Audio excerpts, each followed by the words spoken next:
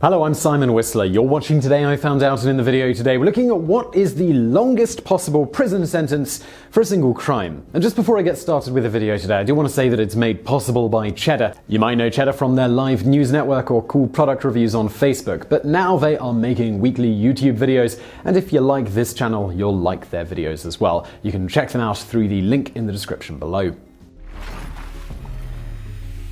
So with the long-running debate over mandatory minimum sentences over the past couple of decades, it's easy to forget that judges and juries often have a great deal of discretion when it comes to imposing criminal sentences for individual crimes. So while we can't say what single crime will definitively result in the longest prison sentence, we can look at the crimes that have resulted in the records for the longest prison sentences in the United States and around the world. To begin with, the longest prison sentence ever imposed was 141,078 years. It was given in 1989 in Thailand to Chamoy Thipiyaso and each of her 7 accomplices for defrauding more than 16,000 Chinese investors as part of a massive Ponzi scheme.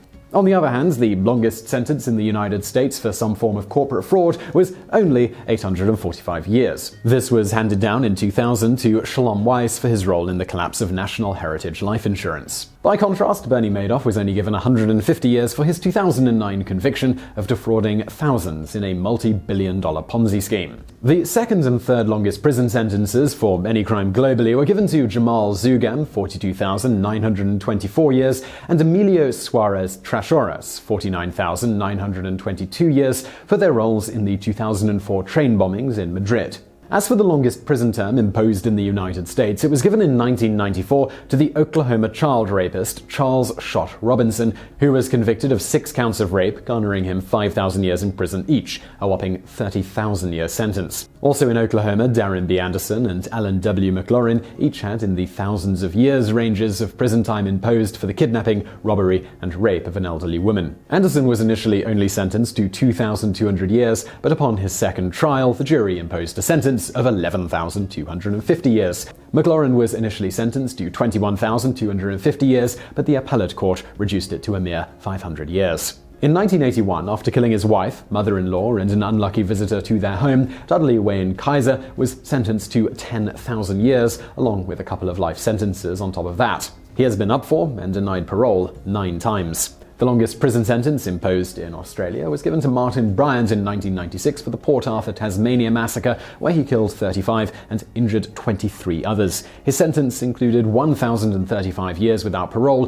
plus 35 life sentences, each for one of the lives he took. Large prison sentences continue to be imposed today. Cleveland's Ariel Castro received, as part of a plea deal in 2013, life plus 1,000 years for the kidnapping, rape, and murder for the intentional inducing of miscarriages of 3 women over a 10-plus-year period. He hanged himself in prison in 2013. The infamous Aurora theater shooter, James Holmes, was given 12 life sentences, plus an additional 3,318 years in 2015 for killing 12 people and injuring another 70. Yet another extremely lengthy sentence, doled out in 2015, was given to Billy Godfrey of Rolla, Missouri. His punishment included 35 life sentences for convictions of 35 counts of statutory sodomy. His victims, assaulted between 1995 and 1999, were between the ages of 8 and 13 at the time of his crimes. Now, before we get into the bonus facts of today's episode, let me tell you a bit about Cheddar. Now, previously they were known for their live news, but Cheddar are now making weekly YouTube videos, and if you like our content, you're really going to enjoy their channel as well. Now, I talked a bit about Ponzi schemes in the video today, and therefore I'd like to particularly recommend one video that Cheddar made about Ponzi schemes. It will tell you all about how they work and a bit of a history about them. It's a great watch, and I'm linking to it in the description below. And if you do like it, please do subscribe to the Cheddar channel for more great weekly content. Alright, so let's get into the bonus facts.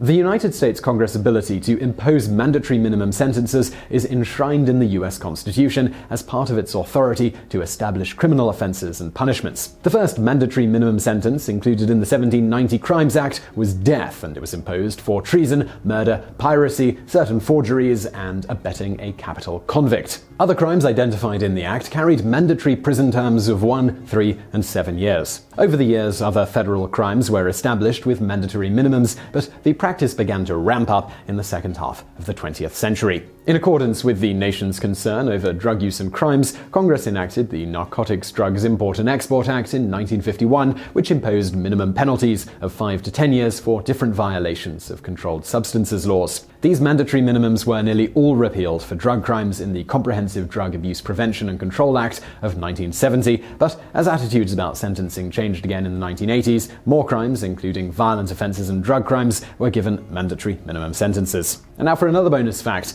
Triggered by the high-profile death of Boston Celtics first-round draft pick Len Bias from a cocaine overdose, Congress passed the Anti-Drug Abuse Act of 1986, which imposed harsh minimum penalties, including up to life in prison. And now for another bonus fact. Today, more than 50% of all federal prisoners are serving time under a mandatory minimum sentence for a drug offense. Extremely costly and not necessarily effective at deterring crime. For instance, between 1986 and 1992, the availability of LSD and heroin to high school students actually rose. Many, including federal judges, have begun to question their efficacy. Accordingly, in 2015, Republican Congressman Jim Sensenbrenner and Democratic Congressman Bobby Scott have introduced a bill to reform mandatory minimum sentences.